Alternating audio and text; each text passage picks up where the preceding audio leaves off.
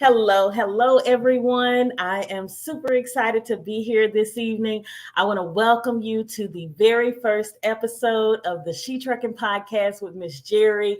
We are here every Wednesday at 7 p.m. Central Standard Time. I'm Miss Jerry with Life on the Road Recruiting, the owner and founder. We are a full service third party truck driver recruitment agency. Today, we have a very special guest. We're bringing you so much in this podcast, guys. It's going to be a lot of information about the future of transportation. So, if you're interested in learning and knowing how you can continuously evolve and elevate in transportation, this is your place to be every Wednesday at 7 p.m. All right, I'm going to bring up my sister, Sharae Moore, with She Trucking, the founder and president of the She Trucking. Hello, everybody. Thank you, Miss Jerry, Hello. for having me on for this Yes. interview. Thank you so much for being here. Look, I'm excited about episode one. There's so much to come.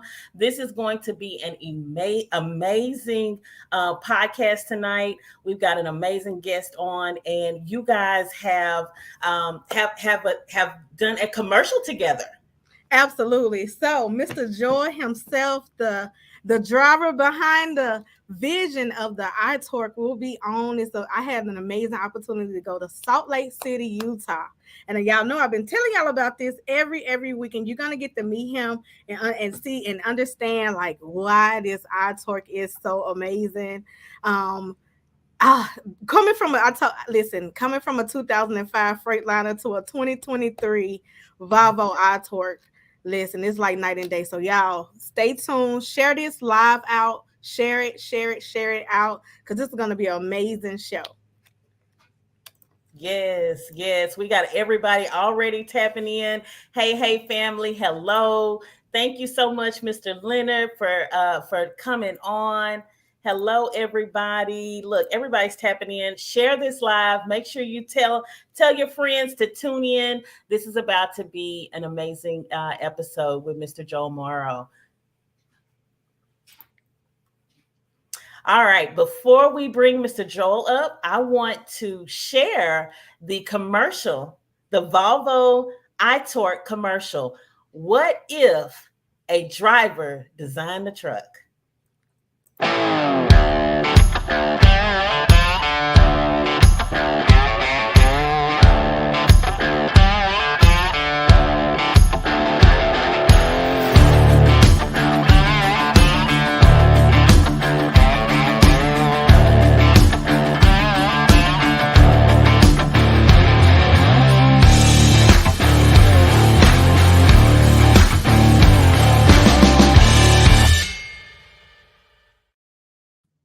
Amazing.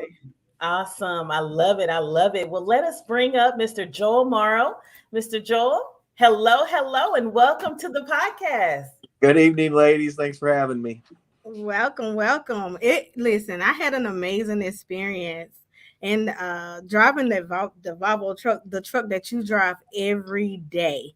So, can you go into details and tell them how did you come up with the concept, and just tell them everything, like what's going on with the Volvo iTorque. Okay, so the idea behind the Volvo iTorque was to make a truck that was very efficient, but also very adaptable. And one of the things that I've learned over the years speccing equipment was when you sat down and you were thinking about what kind of truck I want to build, you kind of had to get your crystal ball out to see what was going to happen in the future. Were we going to have strong freight rates and low fuel prices, or high fuel prices and low freight rates? Was the business going to expand? Were you going to have to run faster speeds to maybe service a customer because you had longer lanes? Were you going to be running in different geographical locations? And early on in my career, I'd helped my brother's fleet, Ploger Transportation, spec trucks. And we kind of got into a trap. I had spec'd a direct drive configured truck, and it was very, very efficient between 55 and 62 mile an hour. And at that time, freight rates were very low, fuel prices were very high, and we could keep drivers in slower trucks because guys saw it as job security. The trucks were very efficient. The business grew. We went from a short regional operation that basically ran around Ohio, Indiana, and Michigan, and pretty soon we're out to Georgia. We're running over to the East Coast. We were making some runs out to Utah, so we needed faster trucks. And when we took that truck that I spec'd for a short regional operation and was just a Joel, it worked very well, and put it into a different application, it didn't have enough adaptability.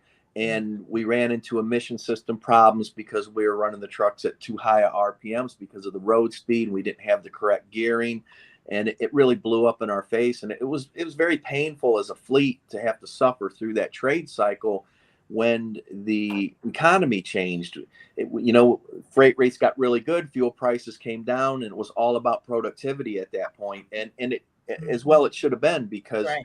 you want to run all the freight you can run when rates are high and fuel prices are low, and we just didn't have the right truck.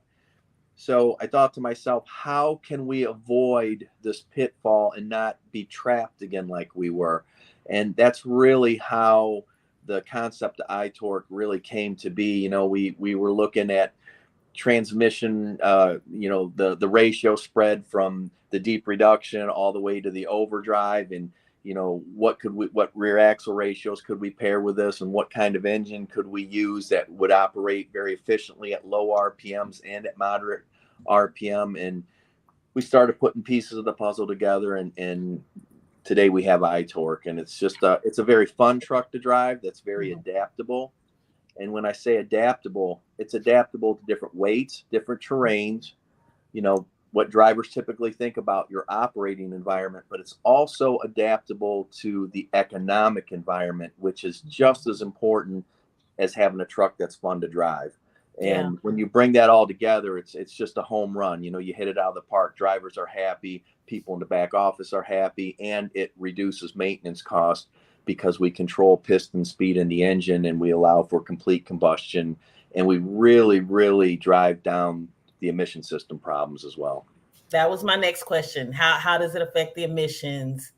Yeah. It's really great. When we start looking at today's engines, there's always issues with NOx. So most of today's engines run with retarded timing. So we are, kind of injecting after the piston's up at top dead center. And when we run at low RPM, we refer to this as piston speed. The slower that piston speed, the more time we have for combustion to complete, which drives down particulate matter, and it really helps to clean up the emission system, and is really good for that durability. And also, when we run that lower RPM or piston speed, we're not pumping as much air through the engine when we're not under load. So we keep the emission system nice and hot, and it's more durable and effective when we hold heat in the emission system. So it works very well across the board. Gotcha. So, and talk about the performance levels. I was very impressed with all of that. Yeah, see, you're a driver, so absolutely. From the driver's perspective. So when we talk about downspeeding, is kind of the catchphrase with all the OEMs. They talk about downspeeding, and oftentimes drivers think, oh, downspeeding, it must be a slow truck. The term downspeeding or downsped is in reference to piston speed, because the engineers understand the benefits of that slower piston speed. And when we slow the RPM down, we have to make adjustments in gearing. And so we went with, everybody's kind of familiar with the 12-speed I-shift. They also make a 13 and a 14 speed. My truck happens to have the 14-speed I-shift, which has very, very deep reduction. So a lot of people are used to hearing about an 18-speed manual to start a heavy load. The 14-speed I-shift has twice the reduction that an 18-speed manual has. So I can run very aggressive downsped gearing in the rear axle. So I have a 2.16 rear axle ratio through an overdrive transmission, which is 0.785 ratio on the overdrive. And this allows me to run 80 mile an hour at 1190 RPM. Wow. So it's hardly any Wow. RPM at all. So very slow piston speed, but very high road speeds. This also allows me to run in direct drive or even underdrive with torque multiplication, which is the great part for a driver because it'll pull a hill very, very strong. I can It runs contest. well. And she knows. We have a question from Mr. Leonard in our audience. What motor and transmission and rear end is in the truck? Okay, so we start with the Volvo D13 TC Gen 2, and the engine is officially rated at 455 horsepower, 1,850 pound-feet of torque at 900 RPM. In reality, it makes 1,900 pound-feet of torque, so it's a torque monster, and it comes on at 900 RPM. The other great thing about the turbo compounded engine is that because we have a blowdown turbine and a turbo, the blowdown turbine applies, it takes heat, waste heat that has come through the turbo, converts it to mechanical energy, applies it to the crankshaft in a similar fashion than an electric motor would. So we have 360 degrees of torque application on the crankshaft. So even running at 900 RPM, we're vibration free. The truck is very quiet, very smooth. There's no vibration, and it is extremely strong down low. And it will surprise a lot of people. A lot of people, oh, you can't do anything at 900 RPM. Just recently, I was in Denver, Colorado, and I had to deadhead to Kansas City to get a load because Denver's just kind of a black hole for freight. Yeah. There's just nothing coming out. So I had plenty of time to get over to Kansas City, and I set the cruise at 60 mile an hour and kicked it into manual and put it in overdrive, and I ran clear across the state of Kansas at 726 RPM at 15 miles to the gallon with a truck. Wow. So it was pretty cool. Yeah. Now it was empty, and I'm coming off the Continental Divide. I get all that, but it's still an impressive number. And it really opens up a lot of opportunity for an owner-operator when you can get that kind of mileage heading to go get a load, especially if you have to go any distance. So the transmission is the next part of the puzzle. It is the 13 or 14 speed I-shift, which has deeper reduction than the standard 12-speed does. It is the same overdrive gear, but that deep reduction allows us to get pretty funky with that rear axle ratio. So we still can start a heavy load despite having a 2.16 rear axle ratio.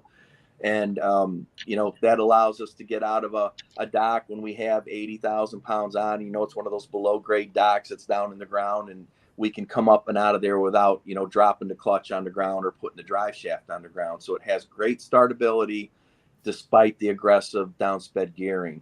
And then the rear axle ratio, it's just 2.16. It is in a heavy duty housing though.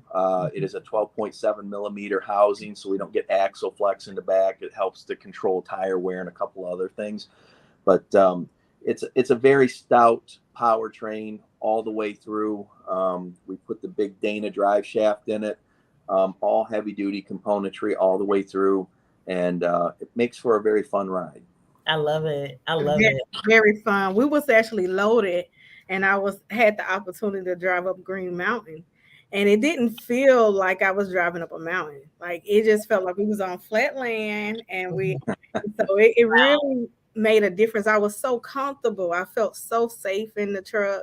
I think me and Mr. Joel were just talking up the mountain.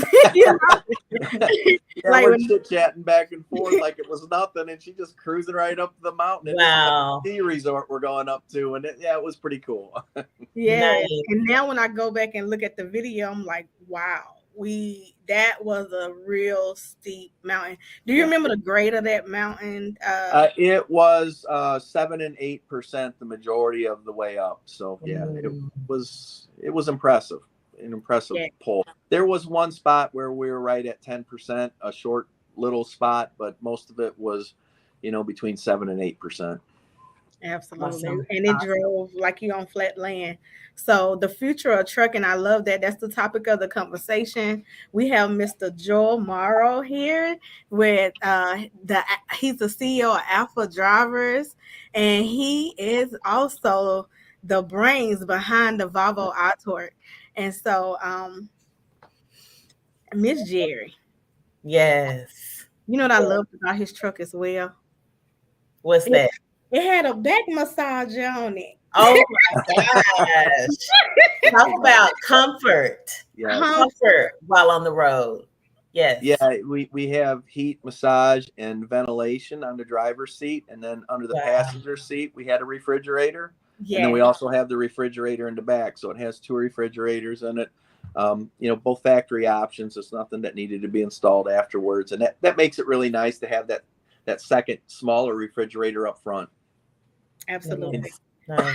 And I've been to Salt Lake City many times, but that was the first time that I actually got to just see the beauty of Salt Lake, because I wasn't going through stressed and gripping the steering wheel hard, so it was amazing. It really was amazing. Nice. Miss Jerry, you want to take a commercial break really quick? Yes. Let's take a commercial break, and when we come back, Mr. Joel, we want to hear how many miles you've been driving. Okay. Sure. Actually, give us that now. Yes. I want y'all to take time, and I want y'all to listen to it. I want y'all to share this out, because I just want them, like people like you, who've been out there for many years, have so much wisdom, have seen technology go from what is them like a Sterling to this Volvo iTorque, so you've been able to see trucks evolve. And so go ahead and tell them how many years of experience you have. Sure. So I've been driving commercial vehicles since, I started at 15 and a half, actually, back in the day when you could do that. And I'm 54 now, so it's been a long time. We're probably, 35, 36 years, whatever it comes out to be, the math comes out to be. But I've averaged around 140,000 miles a year in my career. I don't sit at home very long. It's kind of in my blood. My grandfather done it, and he was never home very much. He used to love to run too. And my dad had a recycling company, and so at a very young age, I was able to drive in state, but still run a lot of miles, because he had just stuff that ran nonstop. So, very, very young, I jumped in the truck, and, I was running 500, 600, sometimes 700 miles in a day, just running around the state. I loved it. Absolutely. I turned the radio on and off I'd go, and I was in my element. So I did rack up a lot of miles, even though I'm relatively a younger guy. When you start to talk about 4.5 or 5 million mile career, being 54, not a lot of guys my age have that many miles. They're typically at the 3 million mile mark. But I did start young, and I just loved it. And I drove the wheels off everything I touched. Wow. 5 million miles is a lot. And a lot of people cannot say that they have been in this industry that long or driven 5 million miles. So my hat goes off to you for that's amazing. Thank you. And I got to witness it. When we come back, we're gonna talk. I want to bring up one. Remember we actually kind of went the wrong way. We had to back up down that street. Yes. Yes, and you got to see him in action. He was calm. He was like, he just listen. Experience that shows. Yes. I love it. Well, we're going to go to a commercial break. And when we come back, we'll hear more from Mr. Joel Morrow and Sharae Moore. Thank you, guys. Be strong.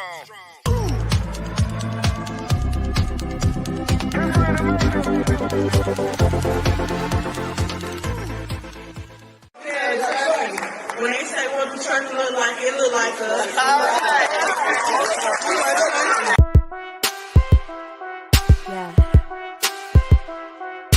DJ Tony. For all my ladies out there trucking towards they goals. Let's go. She gon' take care of her bitch, she trucking. She a woman with a rig, she trucking. She gon' take care of her kids, she trucking. Yeah, she a boss, she do it big, she trucking. She trucking. She a boss, she do it big, she trucking. She a woman with a rig, she trucking. She trucking. Often hated, never duplicated. We underestimated cause it's male dominated, but we getting payment like it's money motivated. Our clientele rated while they dragging, we gon' slay it. By the hour, we them girls and we got power. Haters everywhere like no taxes, they be sour. Dropping lows, no road and we be runners. You can never do it like us and that's a bummer. They got my back, so I got my girls with me. I can't be like you cause the shoes just won't fit me. All these moves and we make it all happen. We just show and prove while the rest of y'all rapping. Clocking in and making ends for. All right, welcome back everyone. We are talking about the future of transportation in today's episode. We have Mr. Joel Morrow and Ms. Sharae Moore here. Joel has the truck called Purple Haze. Talk about Purple Haze and that name. I love it. I am a Jimi Hendrix fan. I'll just put that right out there first thing. And you know, we picked the color. I've always loved purple, and I think we went through 40 different shades of purple before we figured out exactly what we wanted to put on there, and it turned out really well. I think you don't forget the truck once you put your eyes on it. So that's that was the whole intent, and just always been a Jimi Hendrix fan. So the Purple Haze thing just kind of fit. It just fit. I love it. So pretty. It really is. Yeah.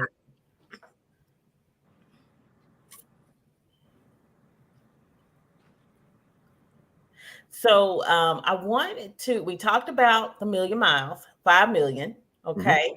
And an amazing accomplishment. You're at the TMC 2023 conference. Let's talk about that. Talk about the conference and, what are you looking to accomplish there at the conference? I hear we've got an award, a big title.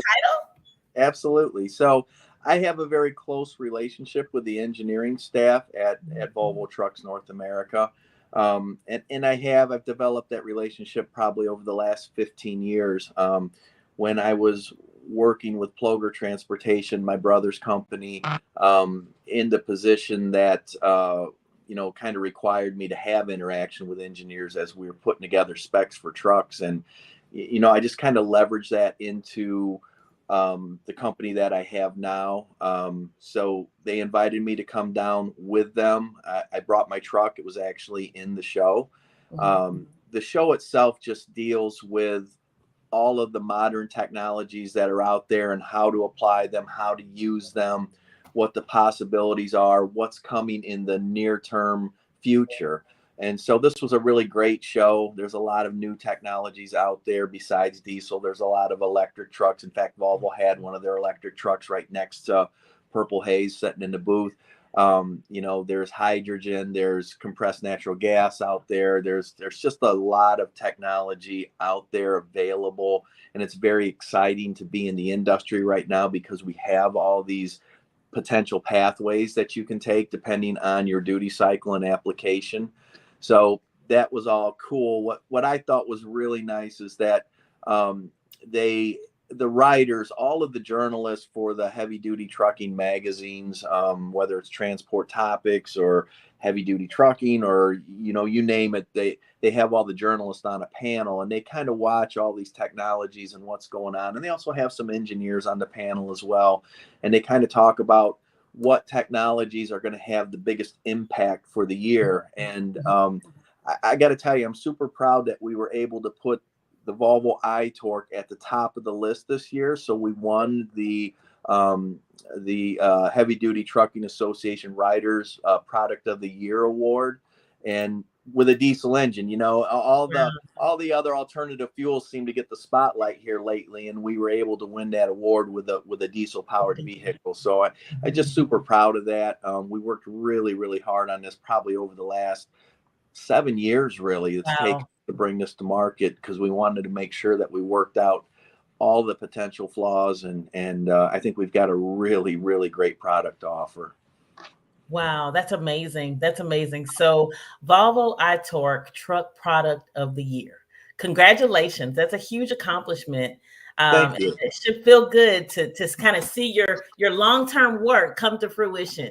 I'll tell you, as a driver, because I am not a classically trained engineer, and Mhm. I'm a research nut. I research everything. I read Yeah. everything I can get my hands on, and if I have any idle time, I'm Googling something. I'm Yeah. always wanting to learn about something. I think in today's industry, education is absolutely the key to success in this industry. Absolutely. A few years ago, somebody might have said, trucking's not rocket science. I beg to differ.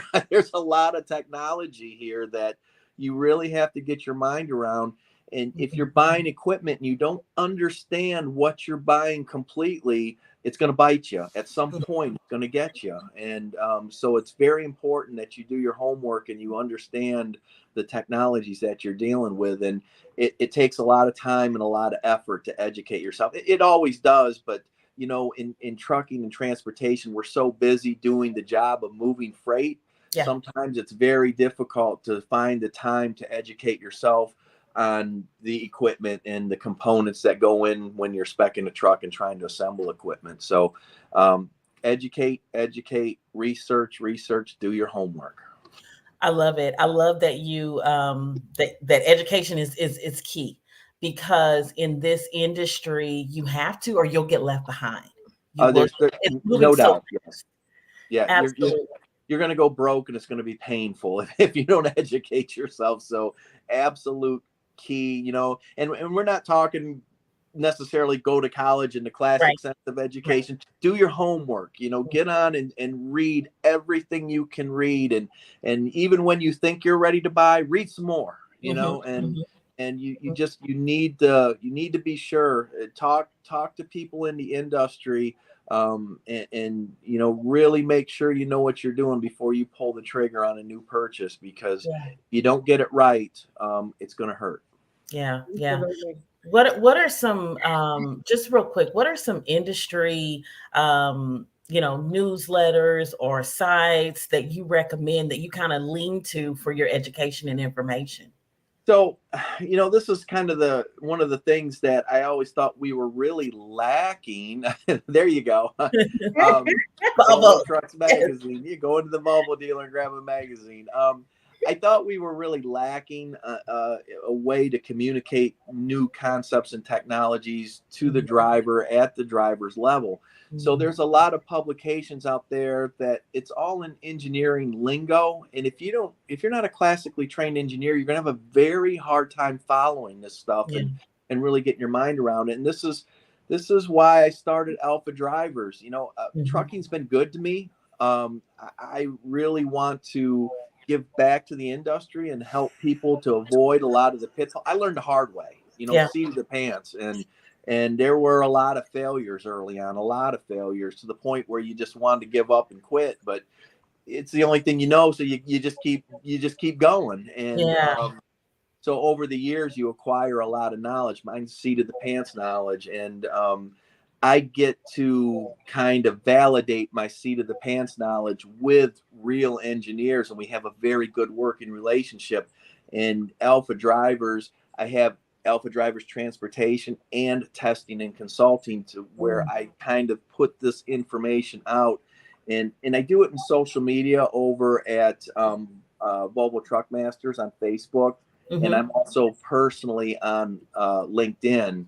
Where I have a lot of discussions, but there's a lot of techs now that are involved. Volvo Master Techs. There's some of the engineering group is involved over at Volvo Truck Masters.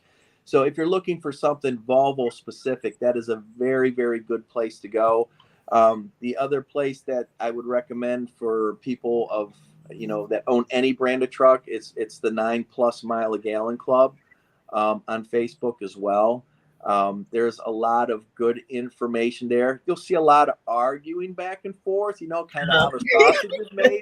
But these are guys that they're not engineers, but they've been in the industry for a long time, and they have a good handle on what's going on.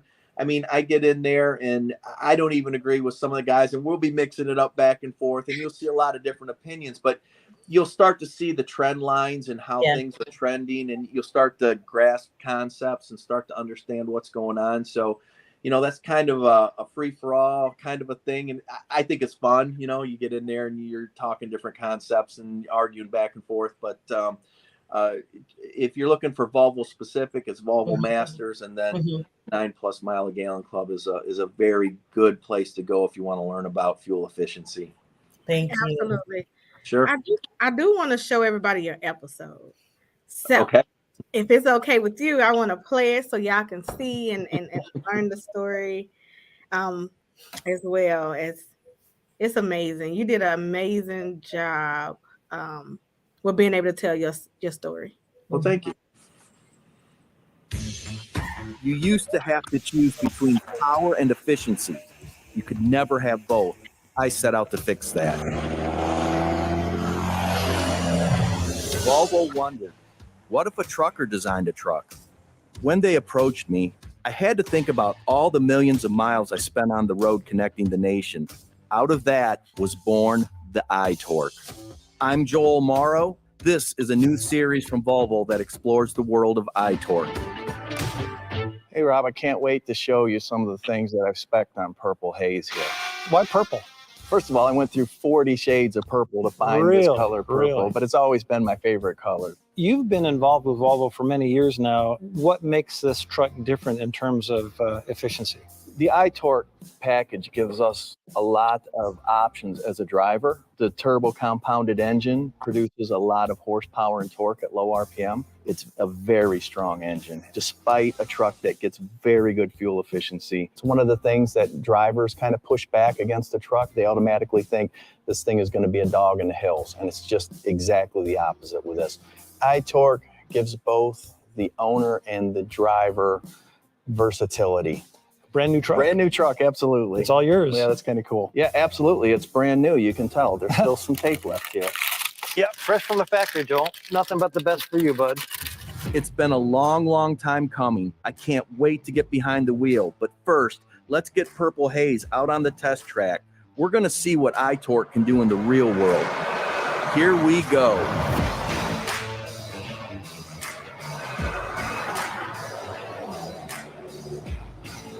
So I'm not the type of guy to get real emotional about a truck. I'm more of a technical guy, but this thing is fun to drive.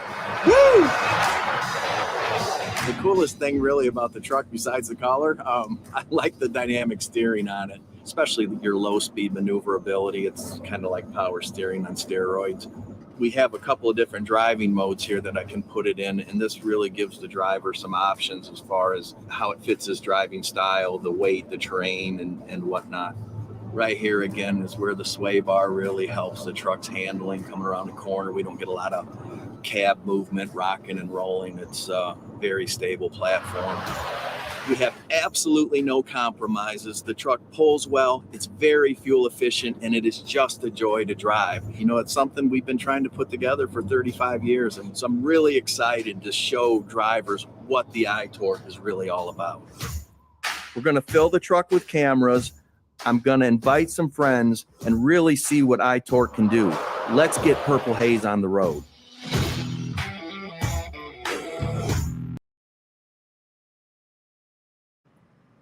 I love it. I love it. Absolutely amazing. Absolutely amazing. I think you're definitely light years ahead and on the cusp of this evolution that we're seeing in our industry.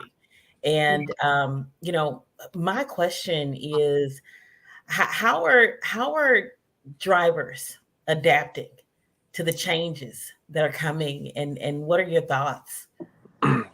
Well, as far as the technology goes, I think one of the things that we really tried to pay attention to was to make things intuitive to the driver, so they didn't really have to think a lot about anything. And some people will say, "Oh, well, you're just dumbing the driver down when you do that," and I completely disagree with that. So this truck is smart enough if a new driver that really needs to concentrate on safety because they're not used to being in a truck, they can keep both hands on that steering wheel. They can stay focused on traffic in front of them.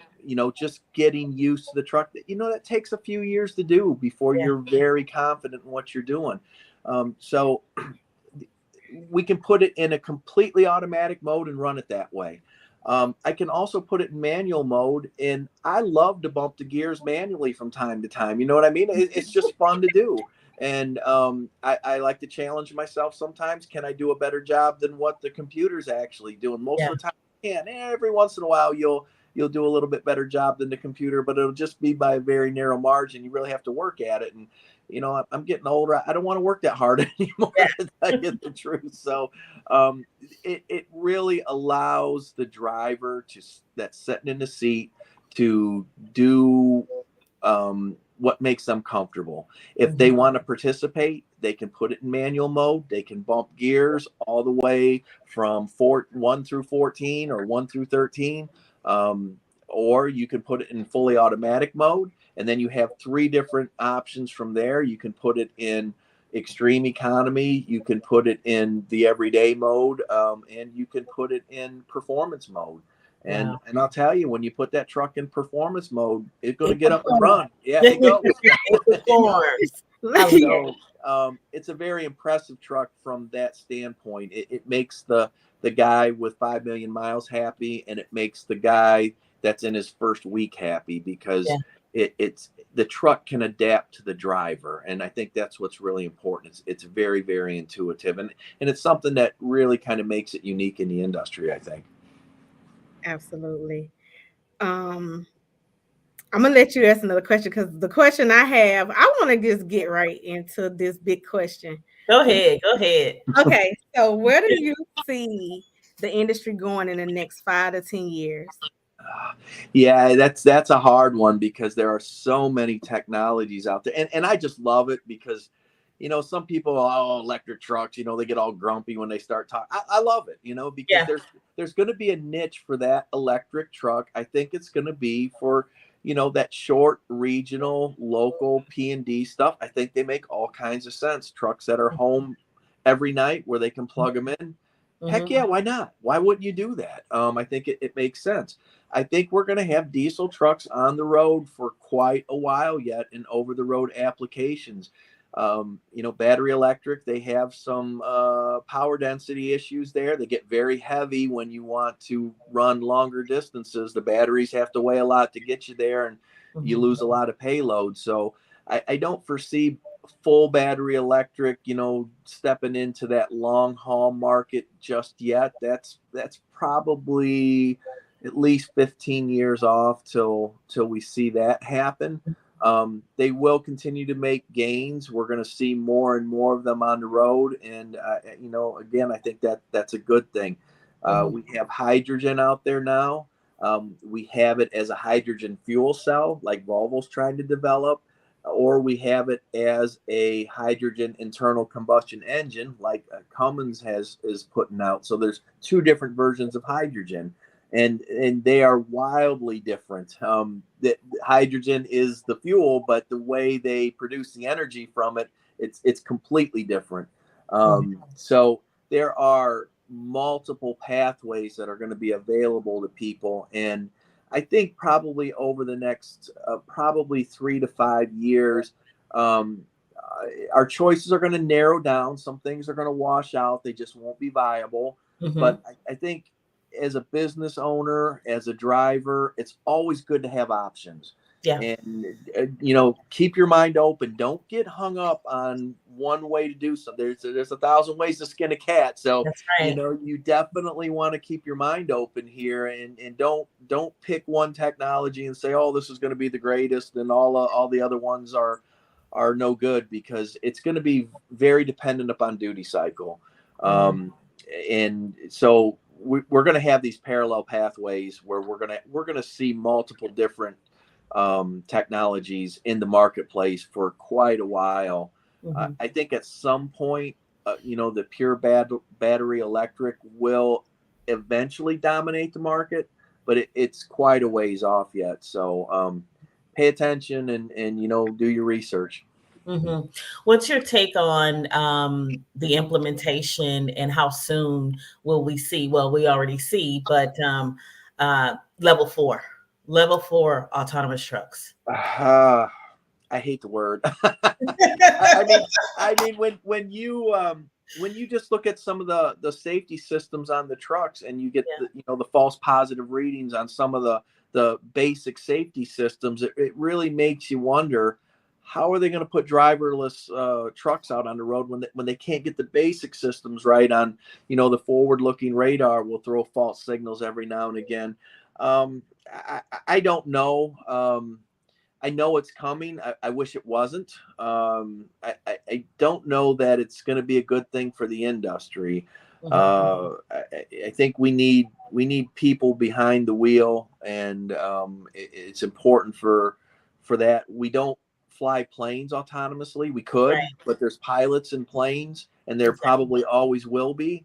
And I think there always needs to be a driver in that truck. As good as computers are, they're not people. They can't make that split-second decision that, a computer may see it as irrational and do something completely opposite of what actually needs to be done. So that's one that I don't know. I wish we could put the brakes on. Right. It just I'm not a fan. I'm not a fan of autonomous technologies.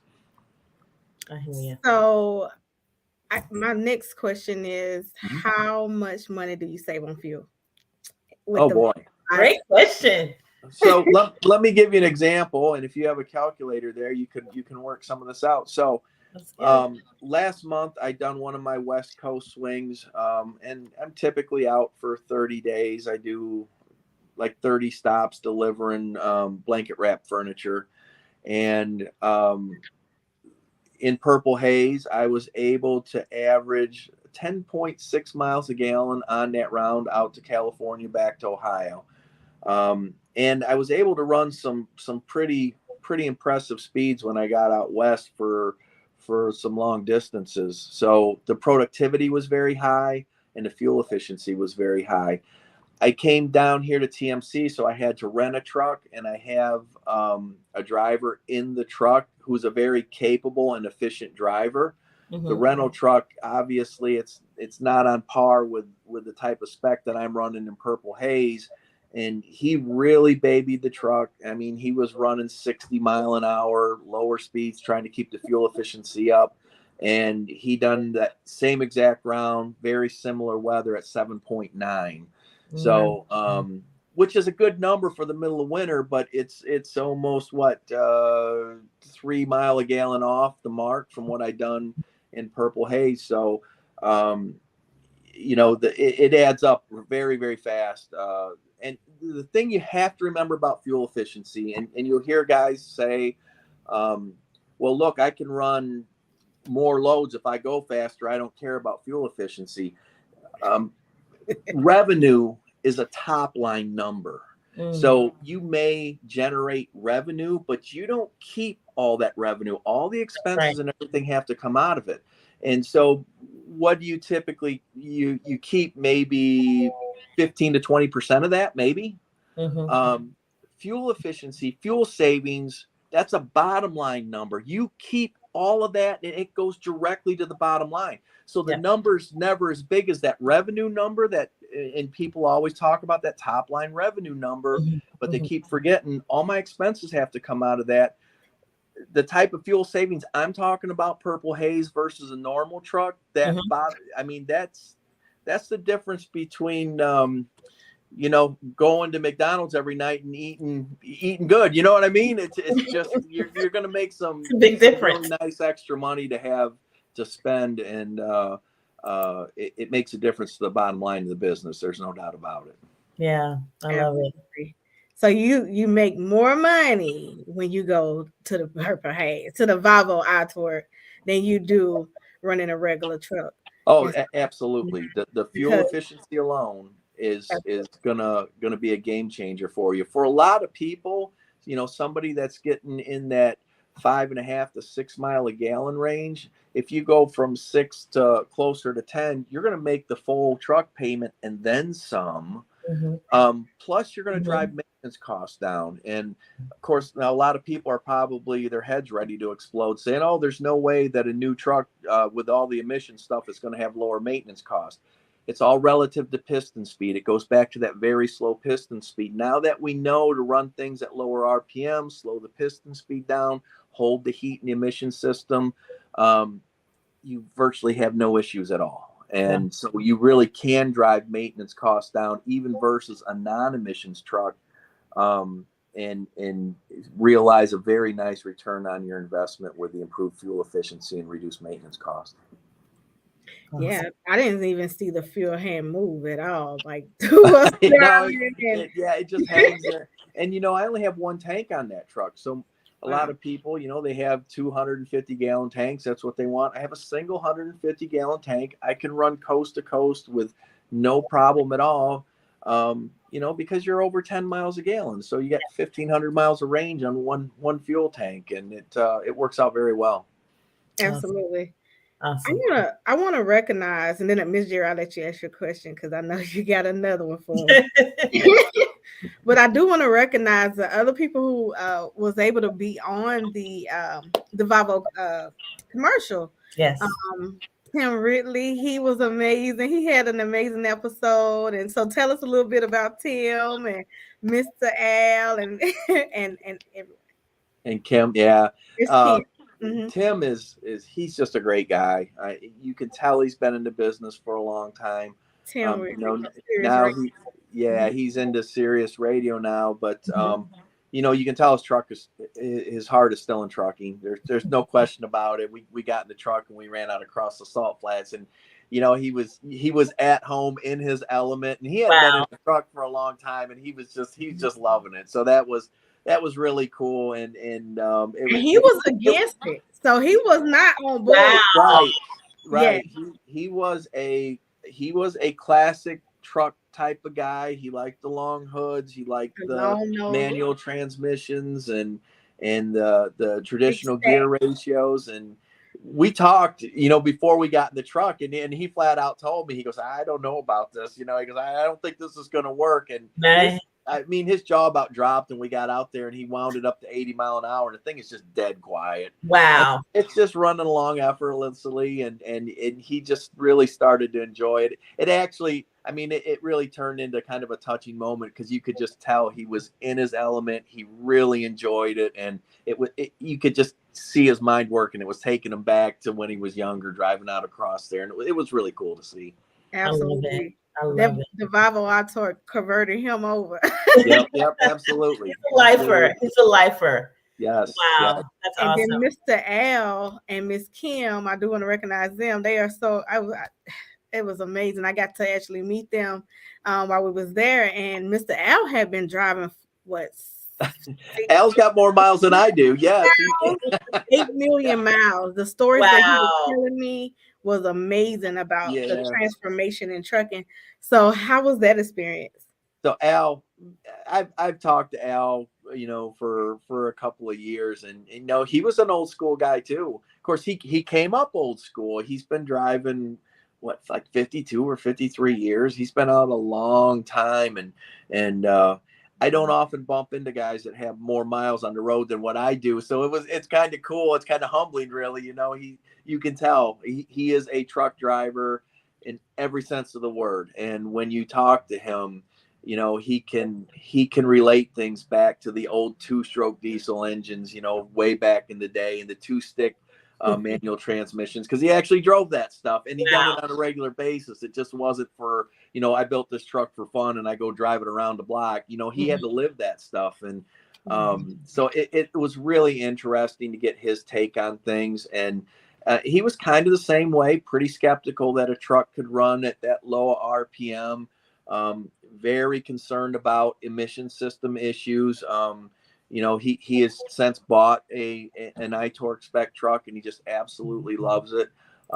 So it was just great to hear his perspective and his take on things. And he is just a wealth of information, and he can put things in a historical context almost like nobody else can, because he's been out there for so long and has lived it. I drove some of the older stuff, but he goes way back, so it's cool for me to listen to him talk about it. Wow, that's amazing. This has been absolutely amazing, Mr. Joel. What's next? What's next for Purple Haze? What's next for Alpha Drivers? Tell us about that. Well, I'm working on expanding Alpha Drivers. Right now, the testing and consulting company, I primarily work with OEMs, engineering staffs, engineers on a daily basis. And I love that challenge, but what I really want to do and where my heart's really at, I want to be able to help the small fleet and individual owner operator. I'm working to put together a service. If you want to spec a new truck, you come to me with your information. I'll sit down with you, help you decide what that spec should look like, and even go to the dealership with you and potentially even have to interact with the engineering staff back at the factory to make sure that we get that build just right, the way that it should be. And I'm trying to put this together in a way that it's affordable and it makes sense for everybody involved. And there's still some things I'm ironing out in that regard, but we're getting closer every day. And I'm hoping to have a website up and running soon, so we can start to, facilitate and accommodate that, get some of these owner operators in and put the service out there and see how it works. And hopefully it's successful is what I think it will be. You look at the price of a new truck today, you're anywhere from $210,000 to $250,000. You want to make sure you get that build right, and spending a little extra money to have somebody review every component and give you an opinion on what's happening or why not have that component or maybe a different one, I think brings a lot of value and a lot of confidence to the guy buying the truck that he's making the right decision at that point. Yeah, Absolutely. I love it. I love it. Awesome. Thank you so much. Tell them how they can contact you. Well, the best way to get a hold of me right now, because we don't have website up and running, is just through my social media feeds. You can find me personally on Facebook and on LinkedIn. Go to Volvo Truck Masters. You'll always find me there, and you can ask questions. It's probably the best way at this point. I'm hoping to have something for Alpha Drivers up and run. I'm a perfectionist, and I've gotten a couple things going. I'm like, no, I don't like it. We need to change this and change that. So it's been a slower process than what I like. But I'm hoping to have something probably within the next 2 to 3 months that you can come directly into a website and ask questions and get answers. So that's what we're looking to do. Well, we're going to definitely talk. Absolutely. Yes. Absolutely. So the future of transportation. Yes. Miss Jerry. Yes. From this discussion, what do you think? We got a lot of technology that's coming, and that's for the better. I just want to say, I wish that this technology was around when I first started. I know, Mr. Joel, you wish it was around when you first started too. Absolutely. And I think the future is going to be great and it's going to be bright. Now we're going to run into autonomous trucks. So y'all got to be, we gotta be ready. We're going to be ready for it. But no, I think my son is in the process of getting his CDL right now. And I think these things that are being put in place are for his future. And so I'm super excited to see them. That's why the future of transportation is really important. It's a really important topic for me. So I'm so glad to have you, Mr. Joel. I agree. One quick thing here, and this isn't technically a technical issue. So when we look at younger drivers, and this is near and dear to my heart because I wish this would have happened when I was younger. So as an industry, we are regulated by the hour and we're paid by the mile. So when you get groups like some of the owner operator groups, they'll say the ELD is the worst thing ever. And then the big carriers will say, well, we need productivity and we can't pay any other way except by the mile.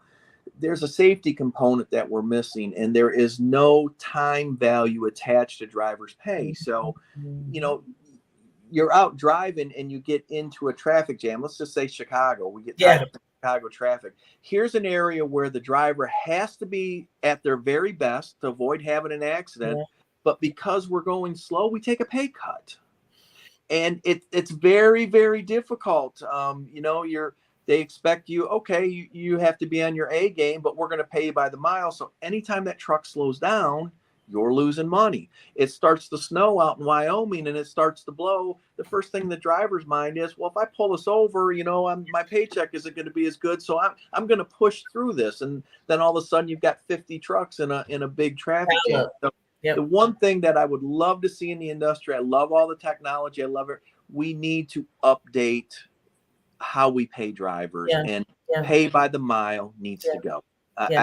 I firmly believe that. I know a lot of people are probably going to hate on me for that, but even if it takes the government to regulate it away, pay by the mile needs to go. It is a safety issue, and it's not fair to drivers. It's just not. And when the economy's doing well and everybody else is making money, they're making it on these drivers' backs because the compensation just is not fair when we pay by the mile. So my little rant for the go ahead. Sharae's coming with hers. I feel it.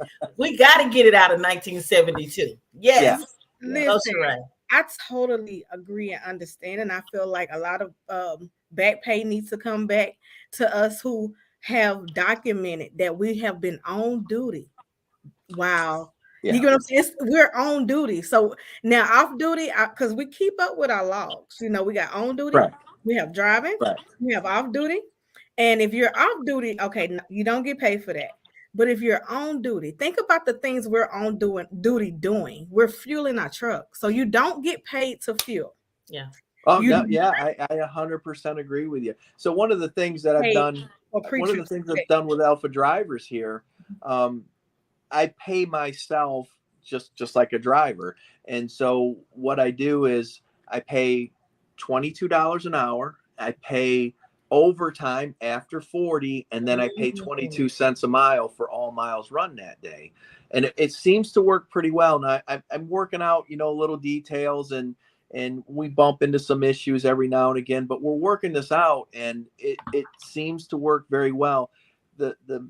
I guess the main idea is there has to be time value component attached to their pay. If there's no value for a driver's time, you're just looking for the big pileups and the accidents, and you're going to continue to have driver turnover. And what's really sad is the people that get in at a very young age, like I did. We could have done much, much better, early in our career than what we did. And so we had to work a lot harder than what we needed to. So there's a lot of fatigue, a lot of stress, a lot of health related issues. I've seen guys, that look, if you got to run more than 2,500 miles a week to make a living, you probably really need to think about what you're doing, because it's going to catch you health wise. I know I done it for years and shouldn't have. It's impacted my health negatively. I can tell you that. So we really need to, as an industry, get together, get a group of people together. We need to fix that. That needs to happen. Mm-hmm. So I love what you said, because the word safety. Yeah. The things that make us safe, like our pre-trip, our post-trip, our during the route trip, that's the part that they not paying us for. Yeah, exactly. And exactly. Sitting at the dock waiting for a load. Like, these are things that's documented, and I feel like it's illegal not to pay someone for their job, for working, because it shows that we're working. Mm-hmm. It should be. The original intent of the law, my understanding is that somehow in their mind, way back in the day, they thought that by exempting us, it would encourage us not to work as much. And I don't understand that. I've heard that multiple times where they threw that out. And then, of course, in the 80s and the 90s, it was always said that, well, we have no way to really track if the truck's moving, if it's not, and they'll just cheat on their pay sheets, which that was a valid point back then. We can track everything now. Track it now. Yeah. Yeah, you're exactly right. And Absolutely. I know that drivers hate the idea of Big Brother, but when you look at it, becomes your best friend as a That's driver. right.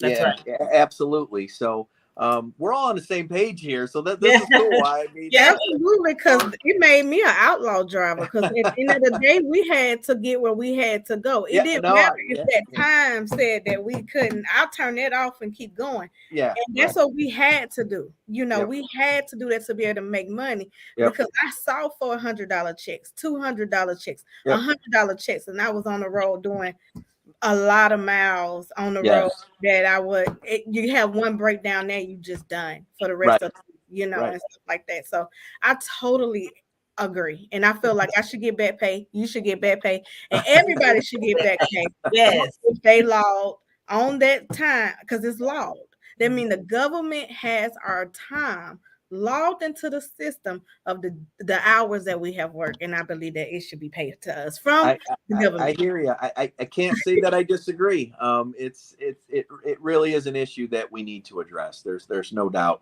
We should try to end pay by the mile, regulate by the hour as soon as possible. I think the driver shortage goes away at that point. We can bring people into the industry. It becomes but look at it before deregulation. When we had a lot of union drivers out there, Yep. The pay was good. Truck driving, you lived very well. It was upper middle class jobs. Now we're kind of middle class and lower middle class jobs, which is something that I just hated to see happen to the industry. You have to work very, very smart in today's industry, which that in itself is not a bad thing, but there's way too many people that they get into the industry. They don't know exactly what's happening. They don't know their value, and they don't understand the value of their time. And it really is a problem in the industry that we need to solve. Absolutely. I totally agree. And I love this conversation. Yeah. Now we're talking trucking. This is real trucking talk. Absolutely. Here. There you go. I love it. I love it.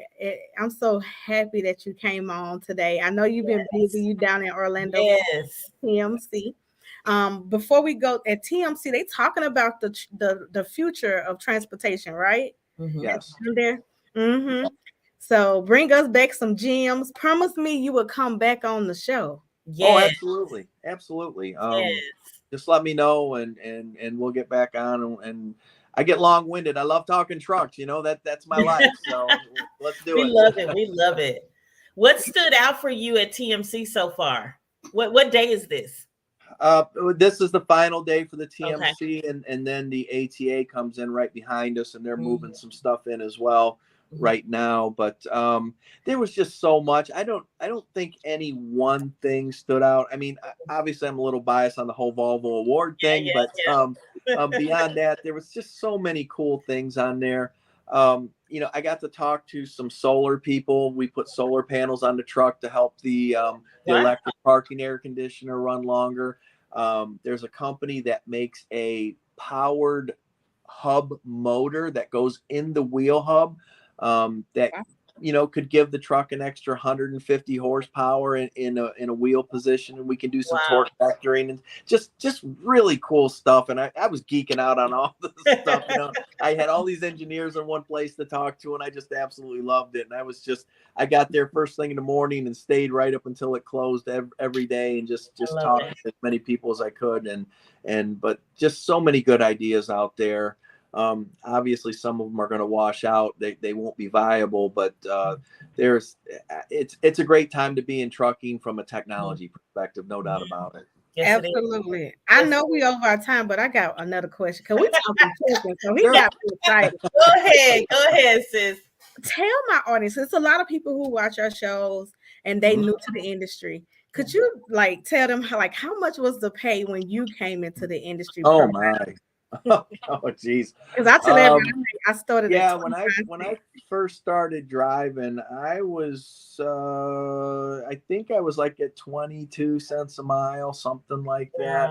Good. Yeah, it's good. It wasn't all that impressive, I can tell you that. So I stayed in it just because I loved to drive. I just loved it. And if I was really been in the right mind, I probably shouldn't have, honestly. That I got in right after deregulation. So we had guys that had made a lot of money and they'd done very well. Deregulation hit, right at the beginning of the 1980s. And, we lost a lot of very good paying driving jobs. And I am not really in favor of full government regulation again, because I think it's too restrictive at some point. I think we can do some very targeted changes in the current regulations. The first thing is we need to get rid of the exemption from overtime. We need to make overtime just like everybody else does. And we need that time value component attached to pay. You should not be allowed to pay strictly by the mile. It's dangerous. It just is. So just those two things alone would solve a lot of the problems in the industry. Unfortunately, it's just easier to take advantage of the driver at times, I think, and they just don't want to put any time or effort into solving that problem. And I think this is where the government really needs to step in. As much as I'm not really a fan of government regulation, I think this is one of those times where they need to say, okay, enough's enough. We're done with pay by the mile. Yeah, because it's so connected to safety. It's so it is. Yes. Take a break and rest and get some sleep, or get more miles in. Yep. And when you talk to a CEO of a trucking company, they're a business person and they are trained to think in terms of productivity. They don't really care about the safety part of it. It's not them and their family out on the road. You know what I mean? And so, hey, look, we're gonna skimp on the safety. Just get that load there. I don't care if you really fall asleep and drive off a bridge. Just get that load there. That's kind of their mindset, and it needs to stop. Absolutely. And that's how we need real drivers to speak up like you're doing, taking charge. That's why I love this conversation. And my last question, this is going to be my last one. I know I want to go. But I said the last one was my last one, if you count that. But what do you love about trucking? Yeah. I love being out on the road. I don't know. It's just something that's in you. Some people get homesick. I'll be honest with you. When I'm home for 2 or 3 days, I'm getting stir crazy. I'm like, get me back out on the road, and I've just lived it for so long that, things that naturally occur to people, like get the mail, take the trash out, go buy the groceries, that doesn't even enter my mind when I'm home. And some people are like, you gotta get the trash out. Like, oh, okay, yeah, that's right. I forgot all about it. So I just love to be on the road. I absolutely love to drive. I love the mechanics of trucks. I love trying to figure out how can I do it better? How can I be the best that I can be? It's just something I think that's in my DNA. How it got there, I don't know, but I love it. So that's why I'm here. So you can, everyone who's in our She Trucking community, you can find Mr. Joel right in our community. He's always posting content, talking about the Volvo iTorque. If you have any questions about, as you see, he's good on the specs. You ask me about a spec, I don't know. Okay, I don't know. So and that's why he's. Some people, one of our members said, "Why is it a man in our community?" Because we 30, almost 30,000 strong. And I said, because we have to have this information in our community, because this is the best truck for women to drive. And I'm not just saying, I'm saying that because it's the truth. Okay, when I drove that truck, it really made me feel safe. It was stress-free. And I wish when I started in this industry that I had the Volvo iTorque, because you can really put a lot of miles. It wasn't a wear and tear on my body. Most of the time you get out the truck and you're like, oh Lord, my back, my hips, my everything. It wasn't any wear and tear. And so this is a great truck that I suggest that women drive for safety and comfort. Education and technology cuts across everything. Absolutely. man, woman, it doesn't make any difference. So I'm here to help. If you need help, you want to reach out, I'm more than happy to help anybody. If you're interested in this stuff, I just love to talk about it. So Yes. yeah, I'm gonna here if pressure you to anybody make needs a to pink one. help. What's that? I said, I'm gonna bring up the pink conversation. The pink. There you go. There you Volvo go. That is definitely the next one. Mr. Joel, this conversation has been absolutely phenomenal. You have, just kind of blew our minds with the specs, with the information, with the TMC, all of those things. And so this is the future of transportation. We do have a question from Miss Rita Patterson. Hi, Rita. Hello, love. She says, what are the possibilities of trucking companies utilizing these types of trucks? And if they do, will they pass the cost to the drivers? As you stated, the pay per mile is not fair. And she says the country survives on the backbone of truck drivers. And it does. It does. We couldn't have anything without. Exactly right in that standpoint. But as far as the iTorque itself, it will actually reduce a trucking company's cost. So there will be nothing to pass on to the driver. They will actually be able to afford to pay them more. My brother's company, that's exactly what he was able to do when he started running the iTorque trucks. He was able to increase everybody's pay across the board. So that was a great thing. And that really makes you feel good as a guy that specs trucks, putting this stuff together, when he's able to give pay raises because the spec is so efficient and productive, without putting the driver at any more risk. We have all the safety features built into the truck as well. So that's always a good thing. And it was really gratifying to see that, he could do the right thing and pass those savings along to the drivers. Volvo iTorque, Truck Product of the Year. That's awesome. Of the Year. Congratulations. Absolutely. Thank you. You guys deserve it. Thank you so much for being here. We truly appreciate you. As Sharae said, we're going to bring you back. We're going to bring you back in the future. This has been an amazing conversation. We learned so much. And looking forward to be on again. Absolutely. And with us being on the Women of WOTAD, Women of Trucking Advisory Board for the FMCSA, if you listening, you will hear us talk about these two items. We can take notes over here. Yes. Our next meeting, we will bring we're definitely going to advocate. Absolutely. We're going to advocate and we're going to educate and we're going to, because this change needs to happen now. It needs to happen now. I agree. I agree. Yeah, an amazing episode. Thank you so much. You have really set the tone for the first episode of our Wednesday Future of Transportation podcast. Look, the next guest, they got to come with it. They have to come with it. Thank you. I appreciate you having me on. I really do. I like to be able to get out and just help whenever I can. And so whenever you want me back on, just give me a shout and we'll get on again. Thank you so much. You can catch Mr. Joel in the Volvo magazine at the Volvo dealership as well, in every state. Yeah, there you go. Now I started getting autographs. I just want to say this before we get off, because I started getting an autograph up here. So I'm collecting all of my autographs. If you want to watch the entire series, all 4 episodes, they're on YouTube right now, and you just go to Volvo Trucks North America YouTube. They pop right up, and you can kind of get a feel for what we're talking about here. I think those videos done a good job at capturing what we're talking about right here and the direction the industry needs to go. Yeah. And a lot of people have caught those videos. 325,000 views, right? Yeah, it's in that neighborhood. Amazing. So they're taking off. So that's great to see. I love it. Well, again, thank you. Thank you so much for your time, and enjoy TMC 2023. All right, ladies, I'll talk to you again and hopefully be on again soon. Yes. Thank you. Absolutely. Thank you. Oh, wow.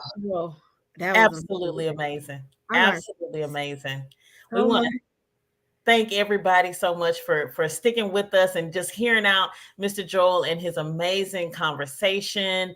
Look, experience that shows. He brings a lot of experience, a lot of knowledge for what you need to know about the future of transportation. Absolutely. And once again, if you go to YouTube, you type in Volvo North America. It's Volvo North America, and you can be able to see all the episodes and be able to find out more information. You can also see my episode as well on there, and that's on YouTube, Volvo North America. Yes, yes. So make sure you guys check that out. Make sure you follow Mr. Joel on all of his social media platforms. He is on Facebook. He is also, as Sharae said, in the She Trucking Facebook community, always dropping specs, dropping knowledge, sharing pictures and things like that. So we're just grateful to have him in our community. Sharae, this has been amazing. Absolutely. It's been an amazing show. If you want to be a guest, Miss Jerry, congratulations on the completion of your first episode. If you would like to be a guest, you can just go to shetrucking.com, click on the podcast. You're going to see Wednesdays with Miss Jerry, and you can join and be a guest on the show as well. Or if you want to be on the She Trucking podcast on Sundays at 7 p.m. with me, we booked up to April. But you can go to shetrucking.com as well and be a guest on our show. Yes, yes. Thank you for having me as well. Absolutely. Of course, guys. Thank you again. Look, make sure you tune in every Wednesday here with me at 7 p.m. Central Standard Time, where we talk about the future of transportation. We bring experts in, we bring thought leaders in to give us information and to help us as we evolve in our industry. And so, like Sharae said, if you want to be a guest, visit shetrucking.com, www.shetrucking.com, the website scrolling here on the bottom. Make sure you get registered. We'd love to hear from you. And hey, look, make sure you check us out. Again, Sharae will be on Sunday night at 7 p.m. Like she said, she's booked till April, but if you want to join after April, make sure you get registered. This has been an amazing episode. And again, hey, I am Miss Jerry with Life on the Road Recruiting, your change agent and discussing the future of transportation in our industry. You are now.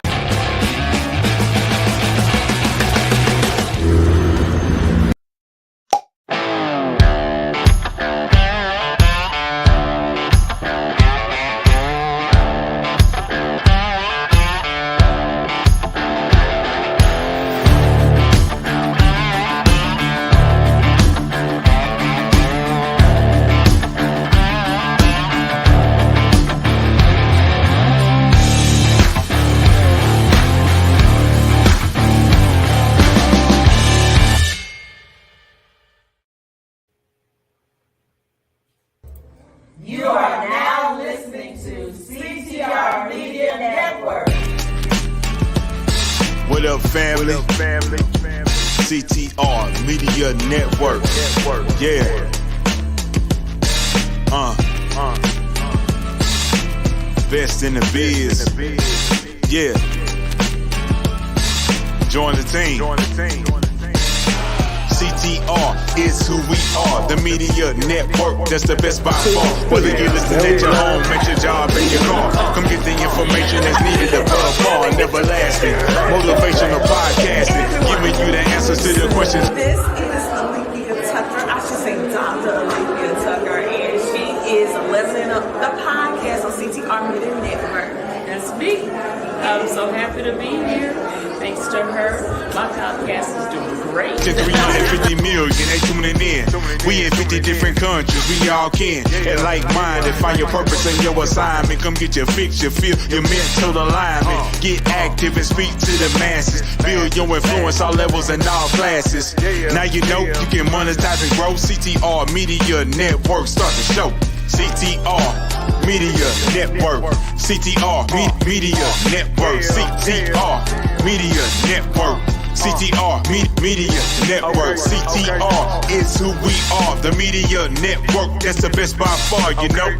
CTR, Media Network. CTR, Media Network.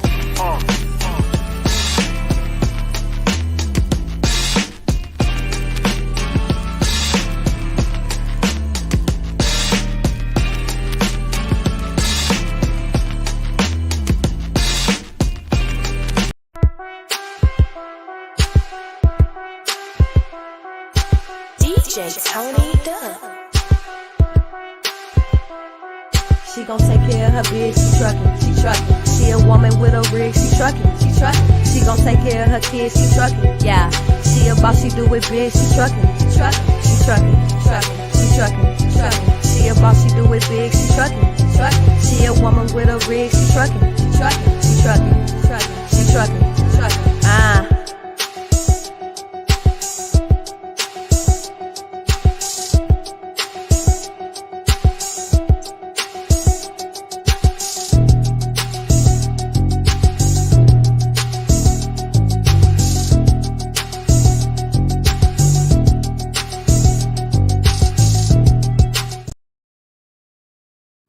Podcasting is trending. Celebrities and everyday people every single day are starting podcasts. You may be even thinking about starting a podcast yourself. But the question still remains the same. How can you start, launch, brand, market, and grow your podcast? How can you connect with the right people in the media and the podcasting industry in order to elevate your visibility? And what type of mindset do you really need to have in order to be a successful podcaster? And the big question, how can you monetize your podcast? Well, hello, everybody. I am Dr. Tina J. Ramsey, host of the Tina Ramsey Show, podcast coach and podcast network owner. And the good thing is that I have you covered.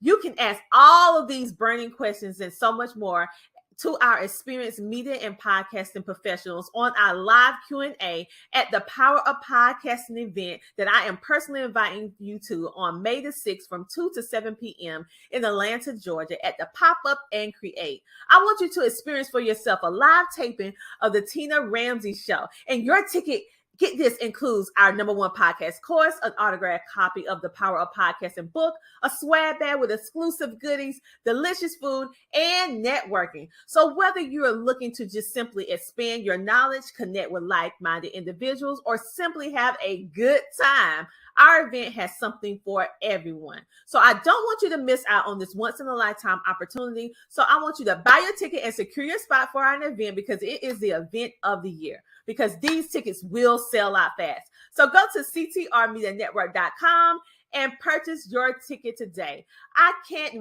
wait to see you there at the Power of Podcasting. Get your ticket today at ctrmedianetwork.com.